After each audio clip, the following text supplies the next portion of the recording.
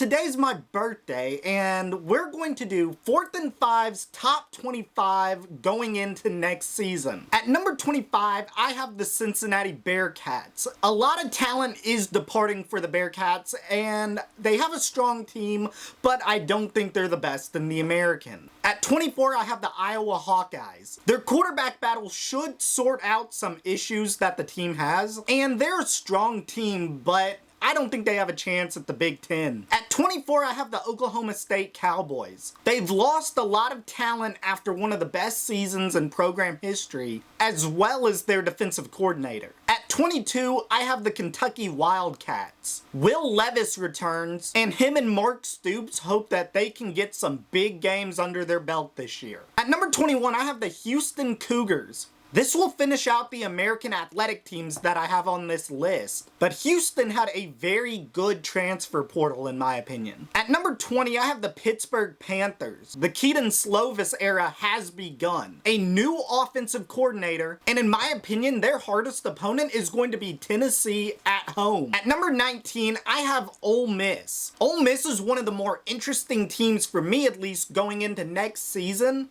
I think they have a chance to win some big games next year, but playoffs is going to be a stretch, just in my opinion. At number 18, I have the Tennessee Volunteers. Hendon Hooker returns, and I think Tennessee has a chance at being great next season, but they have one of the hardest schedules, in my opinion, going into next year. At number 17, I have the Wake Forest Demon Deacons. They return a lot of good offense, including their quarterback.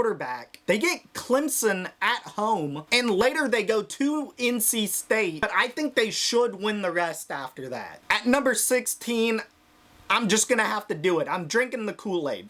Texas Longhorns. There is just so much offense with the Texas Longhorns this year that it's almost scary. I was at the spring game. We didn't even see Agiye Hall implemented into the offense yet. They get Bama in week 2. They finished their season with Baylor, and they have obviously Oklahoma in the shootout.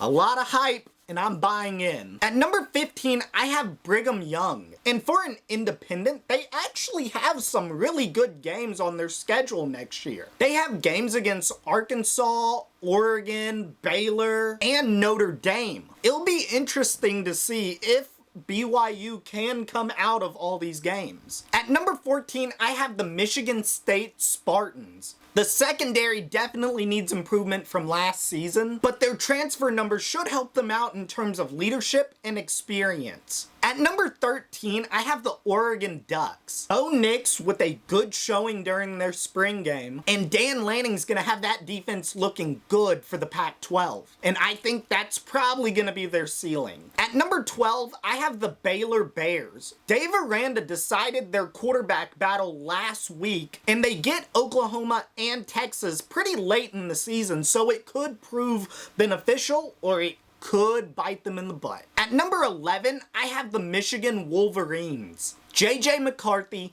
Cade McNamara, and a new offensive coordinator should be an exciting event to watch unfold. At number 10, I have the Oklahoma Sooners. Brent Venables brings one of the best defensive minds into next season, into a Big 12 league that is so used to running up points. And I truly think this year's Red River Showdown might be one of the best ones we see. And think about last year and the year before and the year before that. They are all so fun to watch. Mainly stressful for me, but fun to watch. I'm about to create some enemies in Norman, Oklahoma. At number 9, I have the USC Trojans. I think people who look at this stuff every year have one team that they are like really leaning on. No matter the hate, no matter the stats, you just trust that person to get the job done. I am leaning in on Lincoln Riley and the USC Trojans to possibly win the Pac-12 and make a playoff run. At number 8, I have North Carolina State. Quarterback Devin Leary returns, and I think the Wolfpack have a chance at an 11-1 or 10-2 regular season. At number 7, I have the Utah Utes. And yes, I said Lincoln Riley and USC could make the playoffs. Well, that goes for Utah as well. As of right now, I think Utah is slightly the better team, but Who knows? They have a lot of talent returning next year, and let's see if Dan Lanning or Lincoln Riley can spoil the fun. At number 6, I have the Notre Dame Fighting Irish. They have Clemson at home, the Buckeyes week 1, and honestly, I think if they win one and lose one, they'll get in. At number 5, I have the Texas A&M Aggies. A&M has a strange ceiling for me this year, and I think it's mainly because of all of that true freshman talent that is now in College Station, and they could end up benefiting or hurting from it. It's just going to be interesting to see how much playing time these young guys need to get in order to go into Tuscaloosa and try to come out with a win and potentially the SEC West. At number 4, I have the Clemson Tigers. With players like Klubnik, DJ, Mickens, I think this team is going to be good. I think Dabo and this team are going to bounce back from last season. And I say bounce back very loosely because they did win 10 games. But as we know, that is not the Tigers' standard.